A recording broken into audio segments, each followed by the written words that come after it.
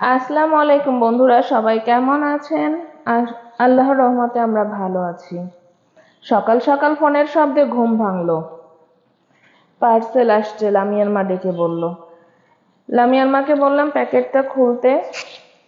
Order করেছিলাম একটা floor mat, দেখেই তো উফ দারুণ, জাস্ট ওয়াও, মন ভরে গেল। আর লামিয়ার মাটা প্যাকেট খুলতে গিয়ে তোর সঙ্গে মনে হচ্ছে যুদ্ধ করছে। বললাম কেচি এনে কেটে ফেলো। আসলে এই ফ্লোর ম্যাটটা অনেক সুন্দর হয়েছে, রুমটার লুকটা পুরাই চেঞ্জ। একটা সময় ছিল শুধু ড্রেস অর্ডার করতাম, এখন ঘরের জিনিস অর্ডার করি, কারণ ঘর সাজাতে আমার বেশ ভালো লাগে। এদিকে বিকালবেলা রুম থেকে বের হয়ে দেখি মেয়েরা বান্ধবীদের সাথে আর্টের প্রতিযোগিতা করছে। ওদের পরীক্ষা পরীক্ষা চলছে, তা আর্ট পরীক্ষা।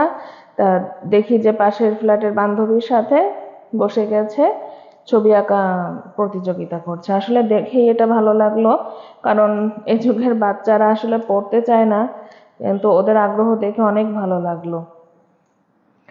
যাই হোক, এভাবে সন্ধ্যা কাটলো। রাত্রের বেলা, তাও রাত 1টার সময় দেখি কারেন্ট চলে গেল।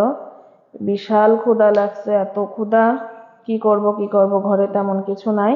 ফ্রোজেন পরোটা ছিল, বের করে ভেজে নিলাম, ডিম পোস্ট করলাম, তারপরে খেলাম। এর মধ্যে দেখি কারেন্ট চলে আসছে। রাত 1টা বেজে গিয়েছিল।